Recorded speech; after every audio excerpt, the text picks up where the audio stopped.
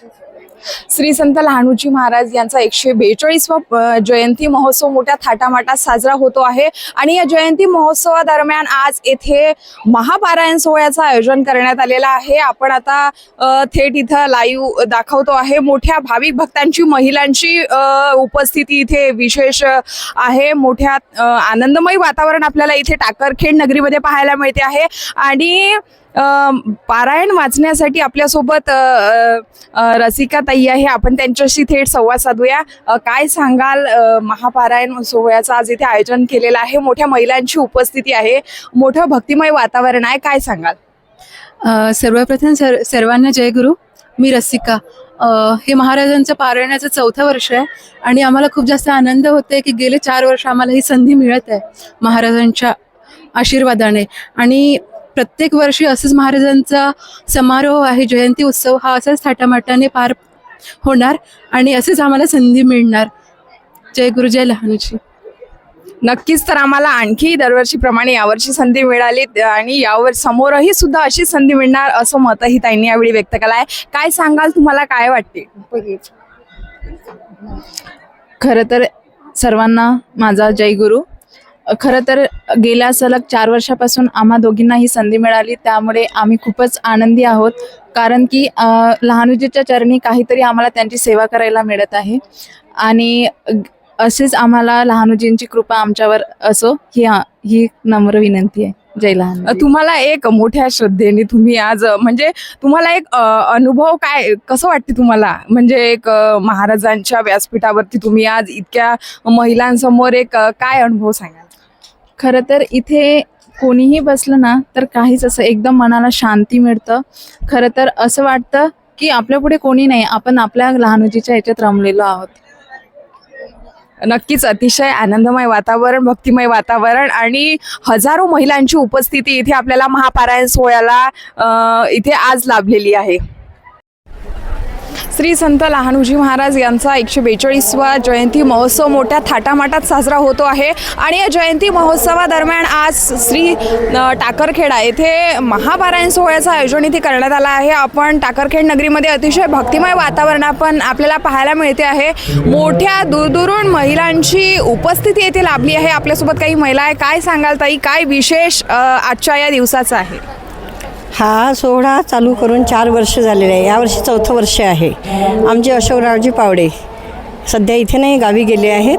त्यांनी हा प्रस्ताव मांडला आणि ग्रुप करायचे बा। आता आमचे जवळजवळ 155 ग्रुप आहेत पारायणाचे, एका ग्रुपला 21 जणी याप्रमाणे, तर गावोगावचे ग्रुप जुळलेले आहे आणि मग पारायण आधी खेड्यापाड्याने घेतले आणि मग एवढा संघ गोळा झाला की टाकरखेडला पारायण सोहळा चालू झाला।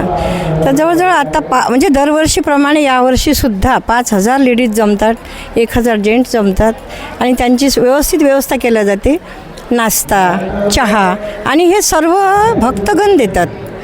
म्हणजे जसे शरददादा, यावर्षी शरददादा जळगावचे शरदराव वानखडे, त्यांनी उसाचा रस ठेवला, ट्रक आलेला आहे भरून, मशीनसुद्धा जाग्यावर आहे आणि जाग्यावर सर्वांना रस द्यायचा, म्हणजे दुसऱ्या सुटीला रस मिळेल। पहिल्या सुटीला आम्ही उसळ देते, चहा देते, आल्याबरोबर पण चहा देते आणि सगळ्यांची पाण्याची व्यवस्था आणि सगळं हे भक्तगण देतात। माझ्या बाजूला उभे आहे त्या सचिव म्हणजे सूनबाईच आहेत, इकडे माझी सूनबाई आहे बाजूला आणि एवढा सुंदरसा हा कार्यक्रम होतो आमचा की छंद लागलेला असतो एक प्रकारचा। आधी छान अशा मिटिंगा घेतो आम्ही, कुठल्या बाया गोळा करायच्या, काय गोळा करायच्या, कोणी पालक भाजी तर स्वतः पेरून ठेवते या कार्यक्रमासाठी की आजच्या दिवशी द्यायची आणि न मागता हे सगळं दान मिळते। आमचं कुठलंही पावती पुस्तक नसतं, सर्वजण न मागता हे दान देत राहतं। एवढा आनंद मिळतो की आज म्हणजे प्रत्येक वेळी मागल्या वर्षीसुद्धा आम्ही 56 भोगाचं प्रयोजन ठेवलेलं होतं आणि 56 प्रकारचे पदार्थ, 56 प्रकारचे फळं आणि असा नैवेद्य महाराजांना दाखवतो। यावर्षी तर महाराजांना अर्पणसुद्धा झाला, खंडोबा येऊन गेले, तोंड लावून गेले त्या 56 भोगाला, तर छान वाटलं येऊन गेले। म्हणजे रांगोळ्या म्हणा, फुलांचे हार म्हणा, सजावट म्हणा, रोज सामुदायिक प्रार्थना होते, इथे ध्यान होते। मग नुसतंच बा देव आहे असं नाही आहे इथे म्हणजे एखाद्या गरिबासाठी, एखाद्या म्हाताऱ्यासाठी, ज्यांना आधार नाही त्यांनासुद्धा व्यवस्था दिली जाते। असे बरेच आहे की ज्यांना आधार नाही, ज्यांची मुलं म्हणजे सांभाळत नाही, त्यासुद्धा इथे काही लेडीज आहे, काही जेंट्स आहेत, त्या सेवा पण देतात। अभ्यासिका आहे, 55 मुलं राहतात अभ्यासिकामध्ये आणि दरवर्षी 9 ते 10 मुलं छान चांगल्या मोठ्या पदावर लागतात. महाराजांच्या अंगावरची जी फुलं असतात ते वाया जात नाही इथे. त्या फुलांचे इथे धूपबत्ती होते, अगरबत्ती होते आणि ती विक्रीला ठेवल्या जाते आणि अगदी अल्प दरात असते. म्हणजे बा भरपूर काहीतरी पैसा गोळा करायचा म्हणून नाही. यावर्षी नवीन ग्रंथ झाला लीलामृत, पण आम्ही त्याच्यावर फायदा मिळाला पाहिजे असं संस्थेचं काही नसतं.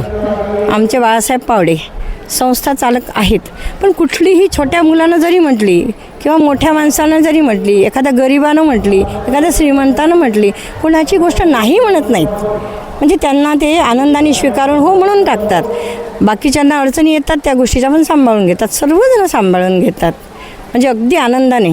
बाबांनी म्हटलेलं आहे पूर्ण करायलाच पाहिजे. आणि मला एक विचारावं असं वाटतं की महिलांसोबत पुरुषांची सुद्धा उपस्थिती महापारायण सोहळ्याला आहे, काय सांगाल? पुरुषांना सुद्धा आनंद असतो. काही जणांना ग्रंथ नसतात, मोबाईल घेऊन बसतात. वेळ नसला तर जिथे जागा आहे तिथे बसतात.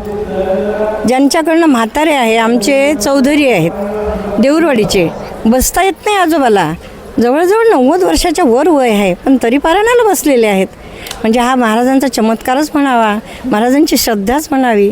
आणि असं काही बा मी अशी चमत्काराविषयी फारसं नाही सांगणार, परंतु जर तुमच्या मनात तुम्ही स्वच्छ मनाने इच्छा पकडाल तर ते काम नक्की होते. मग त्याला पारायणच वाचावं लागते असं नाही. पारायण वाचणे म्हणजे आपली एक भावनिक आपलं म्हणजे श्रद्धा जी असते, म्हणजे आपली एक करमणूक म्हणा किंवा आपला एक उत्साह म्हणा. त्यानिमित्ताने बाया बाहेर निघतात, नवीन ठटून येतात, 4 चौघी मिळतात, 4 चौघांच्या भेटी होतात. हे सुद्धा आवश्यक आहे ना. नवीन मुली तरी जातात बाहेर, पण आम्ही ज्या गृहिणी असतो ह्या घरातच राहतो. या निमित्ताने टाकरखेडला यायचं, थोडं एन्जॉय करायचं, थोडं दर्शन घ्यायचं, थोडं हसायचं बोलायचं, नाही का, सगळी मौज मस्ती करायची असं मला वाटतं. नक्कीच, काय सांगाल? अतिशय आनंदाचं वातावरण आज इथे आहे, महिलांची मोठी उपस्थिती आहे, काय सांगाल? आम्हाला तर खूप आनंद होते, पण माझ्यासोबत माझ्या मैत्रीण आहे, माझा ग्रुप आहे, त्यांना पण खूप उत्सुकता आहे इथे यायची, कामं करायची. मला नेहमी म्हणते की मला सेवा द्या ताई, सेवा द्या, सेवा द्या. मलाही पण खूप आवडते त्यांना सेवा द्यायला. इथं मी देत नाही सेवा, माझे महाराज देतात त्यांना सेवा.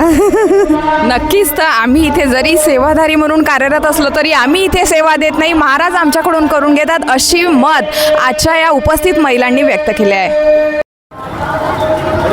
आज श्री समर्थ लहानूजी महाराज यांच्या जयंतीनिमित्त टाकरखेडा येथे महापारायण सोहळ्याचं आयोजन करण्यात आलं आहे. हजारो महिलांची उपस्थिती इथे आपल्याला पाहायला मिळते आहे आणि या महापारायण सोहळ्यासाठी स्पेशल येणाऱ्या भाविक भक्तांसाठी इथे मोफत उसाचा, सगळ्या भाविक भक्तांसाठी उसाचा रस ज्यांच्याकडून इथे दिला जातोय, असे शरददादा वानखडे आपल्यासोबत आहे. काय सांगाल तुमच्याकडून इथे उसाचा रस तुम्ही आज इथे वाटप करतायत, काय सांगाल? माझा याच्या अगोदरी दिला होता आम्ही सप्ताहात बाबाजीच्या लहानपण पारायण होतं छोट्या पोरायचं, तेव्हा दिला होता. आता महिला असताना आता यंदा दिला. तर मी बाबाजीसाठी दरवर्षी गाईचा चारा आणून देतो, उसाचा पूर्ण 2 एकरातला, आणि शेवा देतो भावाला. साधारणतः किती ऊस आहे? 2 एकर पूर्ण 2 एकर मधला ऊस? चारा पूर्ण आणून बाबाजी इथं दरवर्षी देतो आणून मी.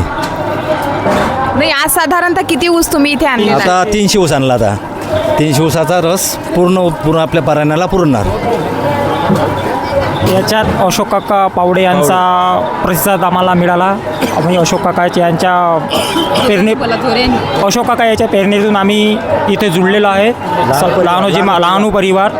अशोक काकानं आमच्यामुळे संकल्प ठेवलेला होता की यावर्षी शरद काका वानखडे यांना उसाचा रस द्यायचा आहे. आम्ही लहानू परिवाराचा ग्रुप आहे, त्यातने आम्ही ठरवलो की ठीक आहे काका, आम्ही तुमची एवढी मनोकामना पुरी करू, असं आमचं हे आहे. नक्कीच. तर एक सेवा म्हणून शरददादा वानखडे यांच्याकडून दरवर्षी ते सेवा देतच असतात, पण यावर्षी सगळ्या भाविक भक्तांसाठी, महिलांसाठी त्यांनी एक सेवा म्हणून उसाचा रस त्यांनी देण्याचं ठरवलं आहे. अत्यंत महत्त्वाची आणि आनंदाची बातमी आपल्या सगळ्या भक्तांसाठी आहे.